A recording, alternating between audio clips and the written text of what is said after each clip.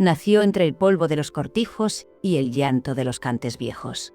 Su voz, hecha de fuego y angustia, no solo estremeció escenarios, desgarró almas, fue amado, temido, criticado, pero jamás ignorado. Le llamaban el Sordera, y detrás de ese apodo se escondía una leyenda forjada en la miseria, el arte y el sufrimiento. Lo tuvo todo y lo perdió todo, y aún así su eco sigue vivo. Quédate, porque lo que estás a punto de escuchar no es solo una historia, es una confesión honda, cruda, inmortal. ¿Qué recuerdas de Manuel Soto Monge? Comparte tu opinión en los comentarios y participa en el debate. No olvides suscribirte para recibir nuestros videos diarios. Nació con la sangre del Quejío y el duende corriendo por sus venas, en una calle donde el aire mismo sonaba a bulerías y la pobreza convivía con una dignidad milenaria. Desde su primer llanto se supo que no sería un hombre cualquiera. Lo llamaron Manuel, pero el mundo entero lo conocería como el Sordera, no por falta de oído, sino por el eco ensordecedor que su voz dejaría en cada rincón del alma flamenca. Su historia es la de un niño que creció entre las tapias desconchadas del barrio de Santiago, bajo el sol de Jerez y el peso de un linaje que no permitía flaquezas. La historia de un hombre forjado entre el polvo de los cortijos y el lamento de las siguirillas, de un artista que lo entregó todo por el cante, hasta el último aliento. Era el año 1927, cuando el destino lo dejó caer en el epicentro mismo de lo hondo, Jerez de la Frontera, en la emblemática calle Cantarería, número 6, dentro de la mítica casa de vecinos conocida como la del Cuchillero. Allí convivían más de 10 familias gitanas, todas ellas unidas por la sangre, el arte y la miseria. En aquel ambiente de tabancos, toneles y gañanías, Manuel Soto Monge creció entre ecos flamencos, olores a vino seco y las cicatrices de un pueblo que había aprendido a sobrevivir cantando sus penas. Su cuna fue el lamento, y su infancia, una mezcla de tierra y compás. No había escuela mejor para un cantaor que las faenas del campo. Mientras los demás niños jugaban, él escuchaba. En los cortijos de Tabajete, Montecorto y La Plata, conoció de primera mano el crujir del hambre y el silencio de la noche andaluza, rotos solo por los cantes antiguos que surgían al calor del anís y la pena compartida. Su padre, gitano cabal, hombre de manos endurecidas, jamás quiso que su hijo se convirtiera en artista.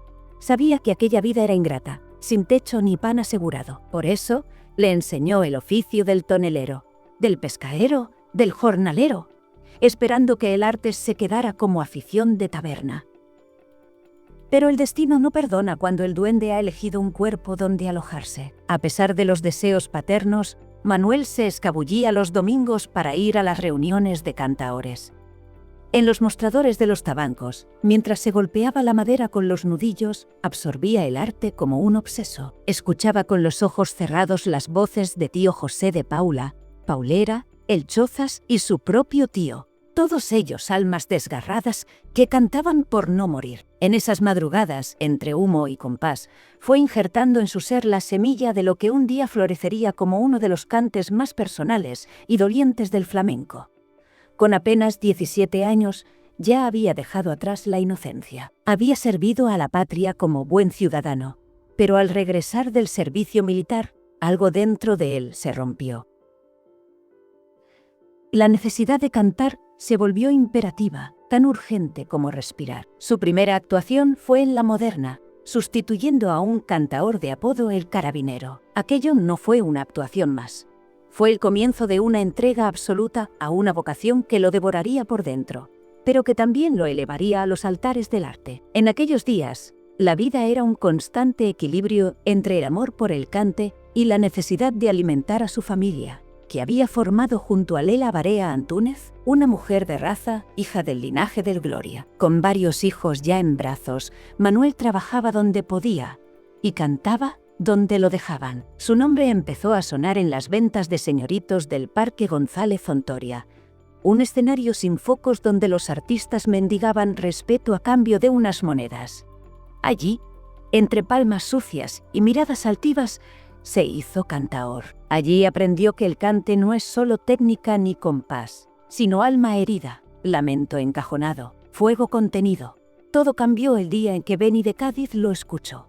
Aquel encuentro sería el primer empujón serio hacia el reconocimiento. Beni lo llevó a recorrer la Sierra de Cádiz, y allí, junto a artistas como la Perla de Cádiz y el Cojo Peroche, comenzó a dejar huella. Pero pronto Jerez se le quedó pequeño, y Manuel apuntó su brújula hacia Sevilla, la ciudad donde el flamenco tenía salario fijo y tablao asegurado.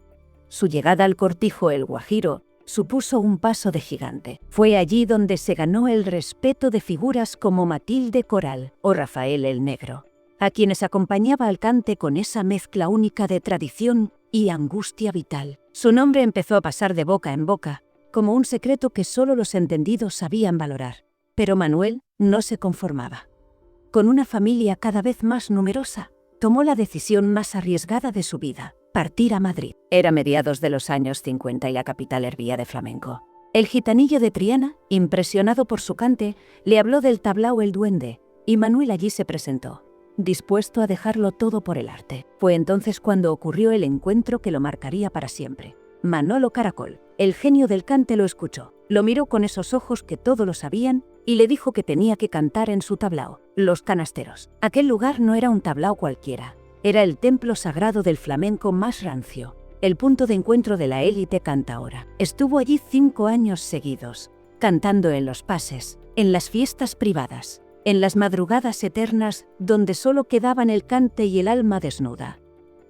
Allí se formó como artista íntegro. Allí nació el sordera de verdad. Entre alegrías pagadas y fandangos improvisados, su voz comenzó a adquirir esa textura crujiente, casi rota, que lo haría inolvidable. El eco hondo de su abuelo sordo La Luz y de Paco, la luz retumbaba en cada verso. Sus siguirillas no eran de este mundo. Sus bulerías tenían la cadencia de los tristes. Era como si cada nota llevara consigo siglos de sufrimiento gitano. Y justo cuando parecía que la vida le sonreía, las puertas del mundo se abrieron para él.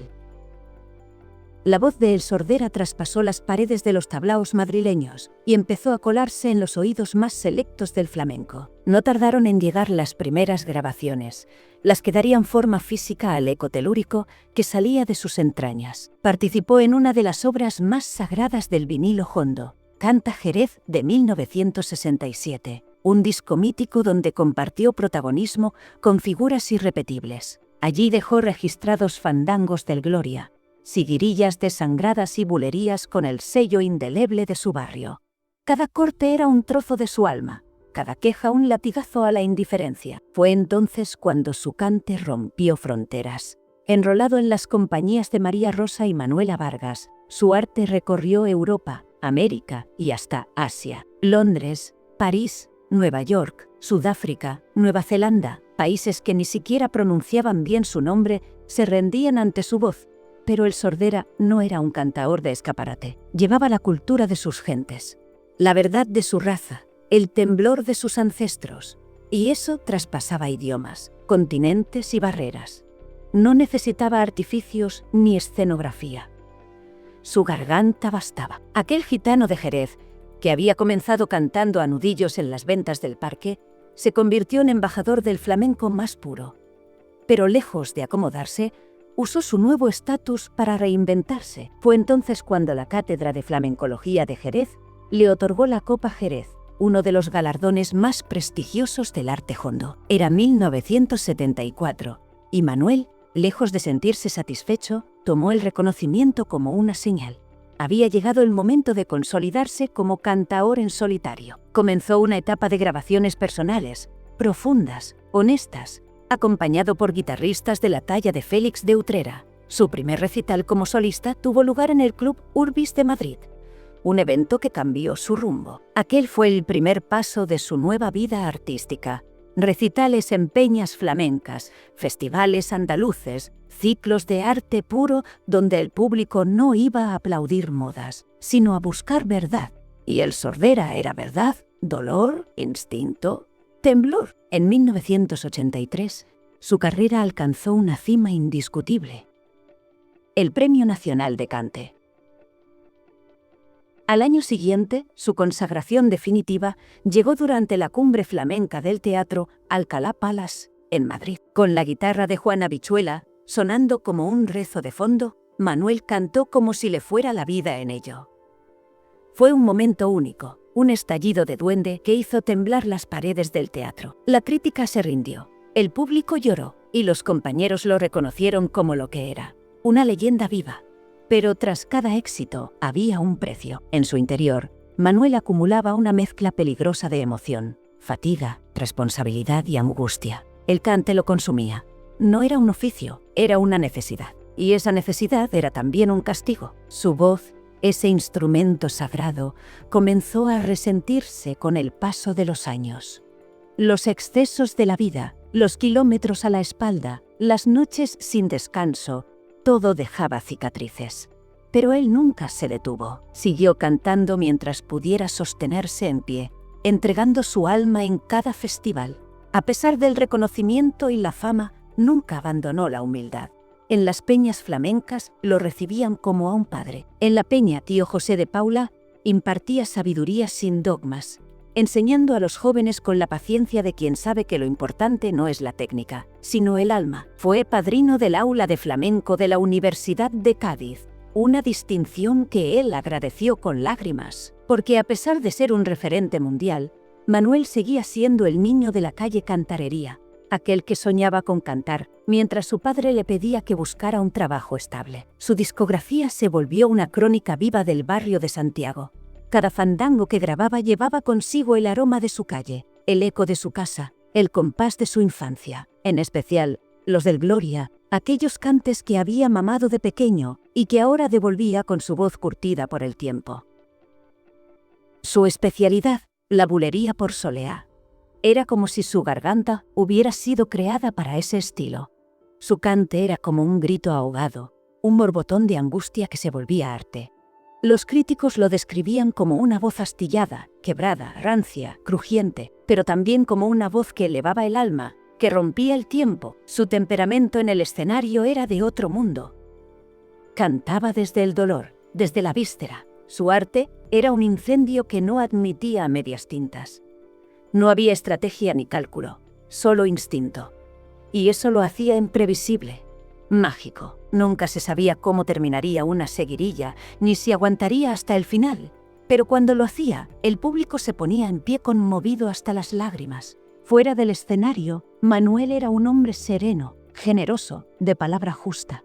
Un gitano cabal, respetado por todos, querido por muchos. Su casa era refugio de artistas. Su mesa siempre tenía un hueco para quien viniera con hambre de pan o de arte. Supo criar a sus hijos, Enrique, Vicente y José, en el amor por el cante, pero también en la humildad, el respeto y la dignidad. De ellos surgiría una nueva generación de cantaores, herederos de su arte, pero también de su forma de estar en el mundo. El tiempo, sin embargo, no perdona.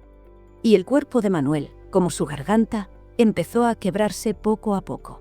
Fueron años difíciles, de visitas continuas al hospital, de dolores ocultos tras sonrisas. Pero ni así dejó de cantar. Aunque fuera en voz baja, aunque solo fuera para sí mismo, sabía que mientras su voz pudiera emitir un quejío, el duende seguiría vivo. La historia aún no termina. Los últimos años de Manuel Soto Monje fueron una batalla silenciosa contra el tiempo y la enfermedad. Atrás quedaban los grandes escenarios, los viajes interminables, las noches eternas de tablaos y peñas, los aplausos que retumbaban en los huesos. Pero el arte no se marchitó con la edad, al contrario, se volvió más profundo, más íntimo. Era como si, al acercarse el final, su cante se hiciera todavía más verdadero, más urgente. Como si cada nota fuera un testamento espiritual de su paso por la tierra. Había dedicado su vida entera al flamenco, pero nunca se olvidó de su gente. Volvió a Jerez, a su calle, a su barrio, allí donde todo empezó. Quiso pasar sus últimos días. Como si el eco de las bulerías de la calle Cantarería lo llamaran de vuelta a casa. Fue entonces cuando su salud comenzó a deteriorarse rápidamente. Primero la diabetes, luego los pulmones, el corazón, un cóctel devastador que lo obligaba a entrar y salir del hospital con demasiada frecuencia. El cantaor que había resistido todas las fatigas del mundo empezaba a flaquear. Durante 3 largos años luchó en silencio contra la muerte, con la entereza de un hombre que sabía que ya no cantaba para los demás, sino para el recuerdo. No quiso que el público lo viera debilitado. Prefería el silencio digno antes que la lástima. Su vida, como su cante, era una mezcla de dolor y coraje. Y esa lucha final fue una de las más heroicas. Se aferraba al hilo de vida que le quedaba, rodeado siempre por su familia, que nunca lo dejó solo. Su sobrino, José Mercé, estaba en plena actuación en la Plaza de Toros de Jerez, cuando Manuel entró en coma. Fue un golpe brutal para todos. El arte y la sangre se mezclaban en una coincidencia que solo el destino podía escribir. En ese instante, mientras Mercé cantaba como si algo dentro de él se rompiera, Manuel dejaba de responder. Pero no se fue de inmediato. Tuvo un gesto final, un susurro débil que quedará grabado para siempre en la memoria de su médico y amigo personal, Benito Ortegón. Con los ojos entreabiertos, apenas moviendo los labios, le dijo que abandonaba la lucha. 3 palabras quebradas, casi inaudibles, pero cargadas de una resignación tan profunda que heló el corazón de quienes estaban a su lado. Fue una madrugada larga, de silencios espantosos. A las 3:30 de la mañana del 24 de junio del año 2001, Manuel Sotomonge expiró en su casa, en su barrio, en su Jerez. Se marchó sin estridencias, como los grandes, como los sabios. El luto se apoderó de la ciudad y la noticia de su muerte corrió como el fuego por todo el universo flamenco. El tanatorio de Jerez se llenó de artistas, aficionados, amigos, desconocidos que querían despedirse del maestro. Se instaló una capilla ardiente, humilde pero cargada de respeto, donde el silencio hablaba más que cualquier cante. Llegaron de todas partes.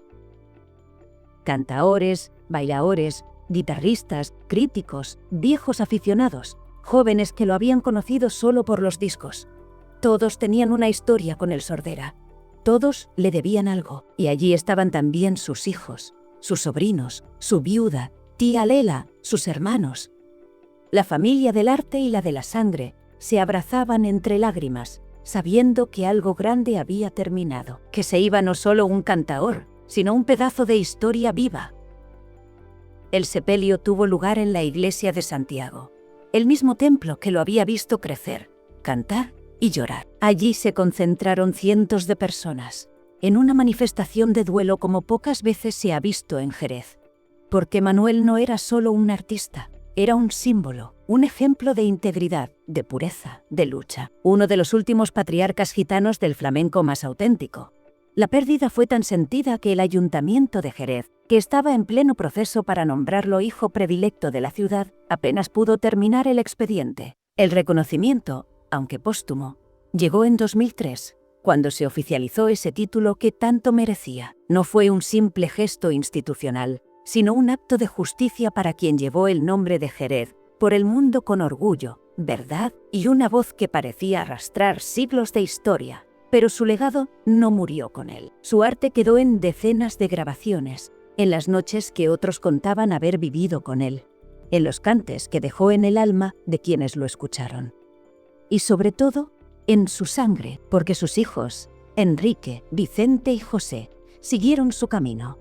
Y lo hicieron con respeto, con autenticidad. Cada vez que uno de ellos canta, el eco del Sordera resuena, y su sobrino, José Mercé, ya entonces una figura destacada del flamenco, lo honró con cada actuación desde el día de su muerte. No hay cante en el que no esté su rastro. Una asociación cultural lleva hoy su nombre muy cerca de donde nació, como un faro que vela por su memoria y mantiene vivo su espíritu. Las nuevas generaciones lo estudian, lo admiran, lo imitan, pero el Sordera no se puede imitar. Su arte fue único y irrepetible. Su voz, ese crujido ancestral que parecía salir desde lo más profundo de la tierra, no puede copiarse, solo puede sentirse. Pero aún queda una última parte. Hoy, más de 2 décadas después de su partida, el nombre de El Sordera sigue latiendo con fuerza en el corazón del flamenco. En cada tablao donde suenan las bulerías por soleá, en cada seguirilla que se arranca desde las tripas, hay algo suyo. Su estilo no era simplemente una manera de cantar, era un código de verdad, un lenguaje creado desde el dolor, la dignidad y el orgullo de ser gitano, de ser jerezano, de ser, ante todo, hombre de cante.